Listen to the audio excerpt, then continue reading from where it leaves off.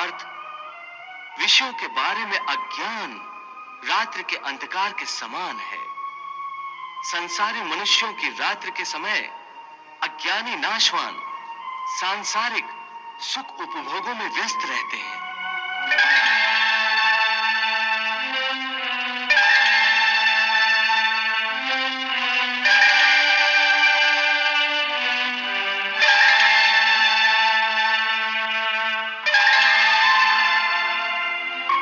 ज्ञानी और योगी जागते हैं और परमात्मा का चिंतन करते हैं।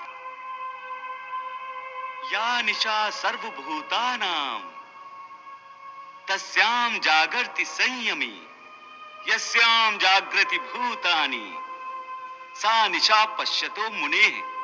हे केशव, जैसा कि तुम कह रहे हो, ज्ञान योग कर्म योग से श्रेष्ठ है, तो फिर तुम मुझे कर्म करने और युद्ध करने का उपदेश क्यों दे रहे हो? मुझे संहार करने की प्रेरणा क्यों दे रहे हो? पार्थ, मैंने ये तो नहीं कहा कि ज्ञान योग कर्म योग से श्रेष्ठ है। मेरे कहने का अर्थ ये नहीं था। तुम्हें धोखा हुआ है। हे पार्थ, जैसे साधारण दृष्टि से देखने पर एक नगर में दो आने वाले रास्ते हों, एक पूरब से आ रहा हो, दूसरा दक्षिण से आ रहा हो,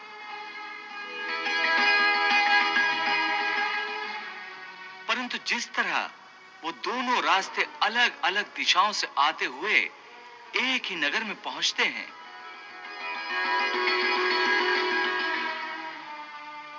उसी तरह ज्ञान योग और कर्म योग दो अलग अलग साधन हैं, परंतु उनका लक्ष्य एक ही है। और दोनों मार्गों से साधक ब्रह्म को ही पाता है।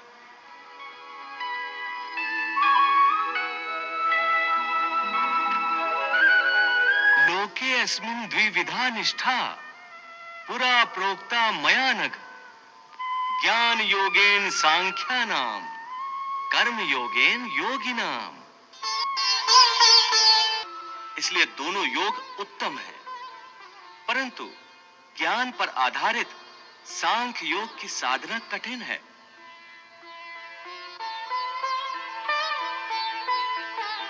इसके मुकाबले कर्म योग की साधना आसान है।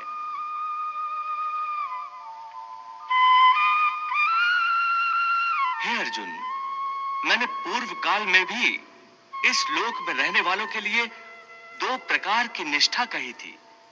ज्ञानियों के लिए अथवा सन्यासियों के लिए ज्ञान योग की, और योगियों अर्थात कर्मयोगियों के लिए कर्म योग की।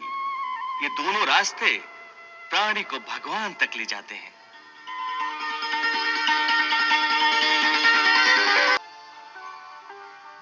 हे महादेव,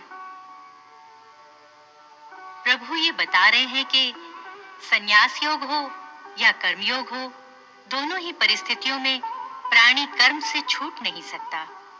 फिर कोई योगी निष्कर्मता की अवस्था को कैसे पा सकता है? देवी, जब प्राणी अपने समस्त कर्मों को निष्काम भाव के द्वारा मुझ ईश्वर को समर्पित कर देता है, तो ऐसे कर्मों से कोई फल उत्पन्न नहीं होता। इस प्रकार वो प्राणी अपने सारे कर्म ईश्वर को समर्पित करके ईश्वर में लीन होकर स्वयं निष्कर्म हो जाता है। इस ब्रह्मलीन अवस्था का नाम निष्कर्मता है।